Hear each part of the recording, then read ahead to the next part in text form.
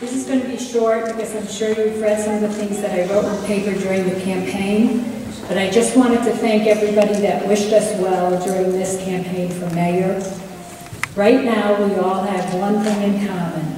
That is, we want the best for our town of Plymouth. I realize, and I know from my heart, that Dave loves our town, and he loves all its people. Dave will give 100% and more. I just want you to know how proud I am of you, and I love you. And this is our new mayor.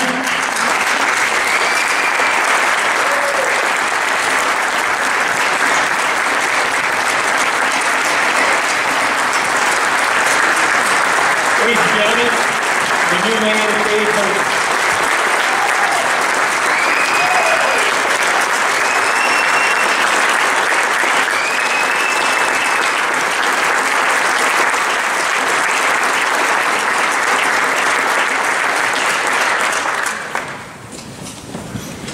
I was doing good up until that point there. Now I don't know. You know, I guess now I didn't realize this was the real deal here. Just a couple of minutes ago, I thought it was still going to happen down the road. Now it's the real thing. And Jackie and I were in Florida. We went to Florida Wednesday, and she realized it was a real deal. But on Wednesday, I got down in Florida, and I had to change our flight to come back last night so we could be here for today. And she lost the back half of her vacation, so she knew that it was the real deal back on Wednesday. I'd just like to take a few minutes here and welcome everybody here, and thank you all for coming. And I thank all the board and the commission members that we have up here tonight, and congratulate them for their accomplishment. And thank all the family and friends that are here, and the guests that we have that was already introduced. And I thank a lot of people. I've been thanking people here for the last few days, but I really need to thank my family, and in particular my wife, for what she's done for me over the last couple of months, because it hasn't been easy. It's up and downs. I've never done this before. I had some highs, I had some lows, and she was there to pick me up when I was low, and she was there to keep me focused when I was getting too high, or I was losing my way. She was always there for me. So with that kind of support, you can't lose, and there's nothing better. You can't take on anything like this or do anything like this of this magnitude unless you have somebody like that behind you 100%, not 99%.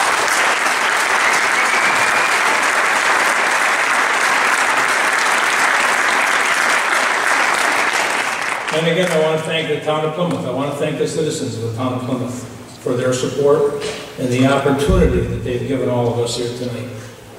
I hope that starting now that the politics is over. You know, I mean, I've probably had my fill of that over the last couple of months, and I hope now that there's no more Democrats, there's no more Republicans. We're all going to hitch up to this wagon, and we're going to pull this train in the same direction. You know.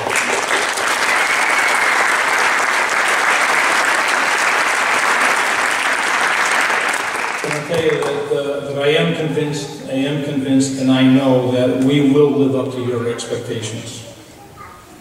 I want to thank all of the board members.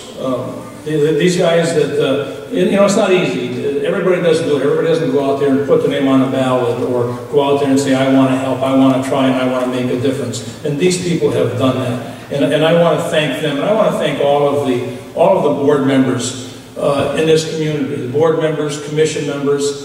I mean, they give so freely of their time, day, nights. I mean, you drive by town hall at 9 o'clock at night and you wonder why those lights on.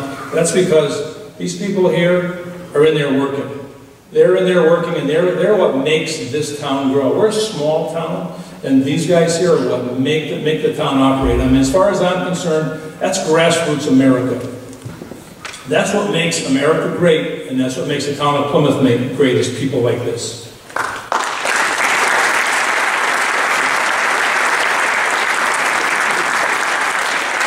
You know, I want to take a couple of minutes here because I really want to say a few words and thank Vinnie Festa. Vinnie Festa was our mayor for the past 6 years.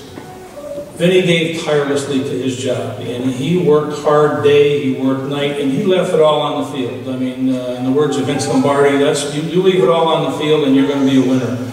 And Vinny Festa did a lot for this town, gave a lot for this town. I've been friends with Vinny Festa for 40 years, and I wish him and his family nothing but the best.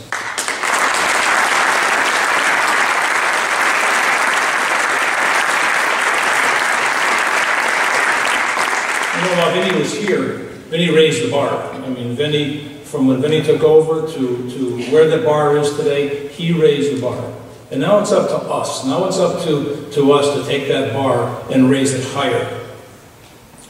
You know, and we've got new board members here. We're about to join other board members who are already there. They're going to join a new team.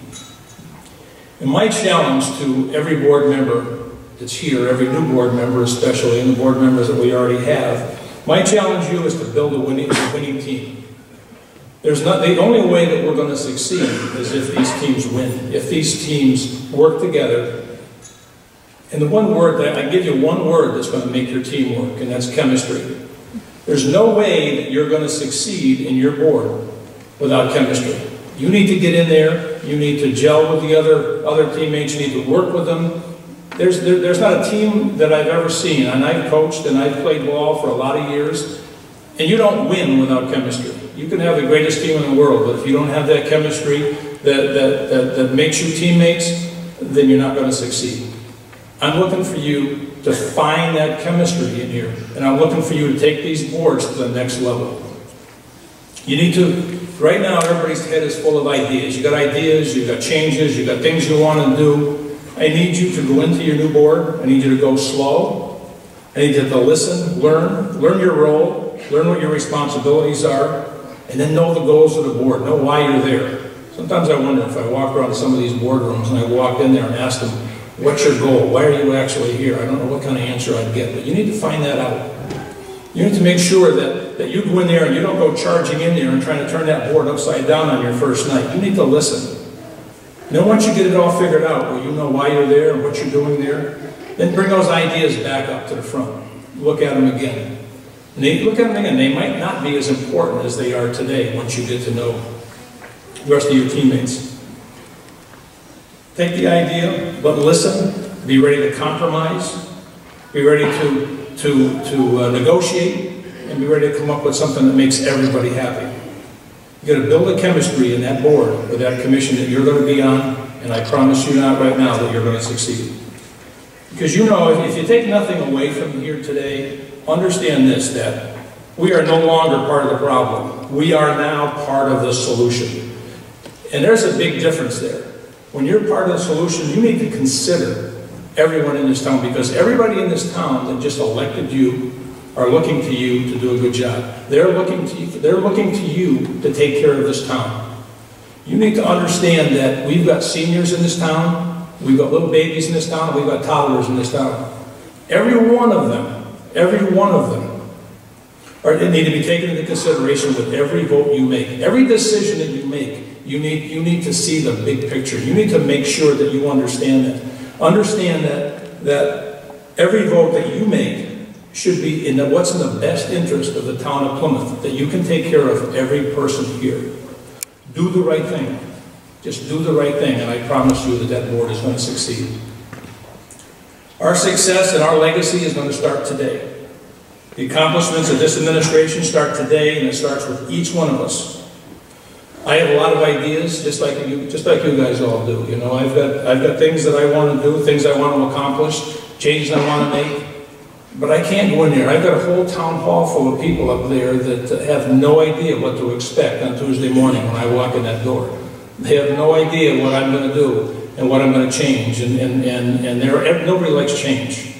Everybody's happy with the way things are being done right now, and they don't want somebody coming in there and telling them to do something different. So you can't go in there and give them 15 different ideas or 15 changes that are going to be made tomorrow. Well, we won't do that. We're going to go in there, we're going to consider everybody in there, and we're going to get one thing done at a time, we're going to get it working, and then we're going to move on to the next thing. You know, I had a quote here that always stuck with me, and John Kennedy said it during his inauguration about 50 years ago. He said, let's explore those problems that unite us instead of laboring over those problems that divide us. And I've always had that in my head, and we just need to think about that. And the other thing I want to mention is the last thing I want to mention here is I've received hundreds of congratulatory emails and texts over the last few days. I can't tell you how humbling that's been for me, how humbling and how appreciative I am of everybody that has sent me congratulations and has said some really nice things to me. But I have one in particular that I just want to kind of talk about here for a minute. That came from Lieutenant Colonel Greg Fortier. Greg's a former student here at Terrible High School. When he graduated from Terrible High School, he graduated #1 in his class. He left here, went on to West Point, and when he graduated West Point, he graduated #1 in his class at West Point. And you know West Point has the best of the best. He's #1 in his class. After he served a tour in Iraq, and he was in Iraq and Afghanistan, he was a commander of a helicopter squadron in both places. When he came back, he attended the United States the Naval Test Pilot School in Maryland. That's one of the most prestigious and one of the most difficult schools in the world. These pilots come from all over the world to go to this school. When Greg graduated there, he graduated #1 in his class. Greg has a commitment to excellence like nobody I've ever seen, because he's committed to excellence every single day of his life. Last month I flew we drove down to Maryland, and I was there to witness the change of command ceremonies, where Greg is now the commander of that test pilot school. And every time I'm with him, we talk about excellence and commitment to excellence, because I've never known anybody that has committed his every day to excellence the way Greg does. Every day he commits his life to excellence, and I talk about it because he inspires me just to be near him or be with him and talk to him. And he wrote the note to me. When he finished it up, he just said, in this note he said, "Remember, Coach, excellence is not a resting position." And we ought to all think about that. We need to leave here today. We all need to strive for a little excellence in our lives every day. And what a better world we would have, what a better community we would have if we all strove to be excellent every day. So now I want us to all grab onto that bar together. You know, Vinny left that bar here. Now it's up to us to raise that bar. I want to raise that bar together, and together we can do that. God bless America, and God bless the town of Plymouth, and thank you all for coming tonight.